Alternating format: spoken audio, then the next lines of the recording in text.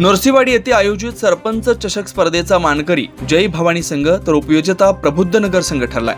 विजेत्या संघाला मान्यवरांच्या हस्ते पारितोषिक वितरण करण्यात आले। नरसीवाडी येथील स्वर्गीय चिमासाहेब जगदाळे कॉलेजवर सरपंच चषक 2024 भव्य हॅपीज डे नाईट स्पर्धेचे आयोजन क्रिकेट असोसिएशनच्या वतीने करण्यात आलं होतं। या स्पर्धेचं उद्घाटन आमदार राजेंद्र पाटील यड्रावकर, छत्रपती ग्रुपचे अध्यक्ष प्रमोददादा पाटील, दत्त साखर कारखान्याचे संचालक अनंतराव धनवडे, माजी उपसरपंच अभिजित जगदाळे यांच्या हस्ते झालं होतं। यावेळी 10 संघांमध्ये 4 दिवस झालेल्या सामन्यात अंतिम सामना जय भवानी संघ आणि प्रबुद्ध नगर संघामध्ये झाला।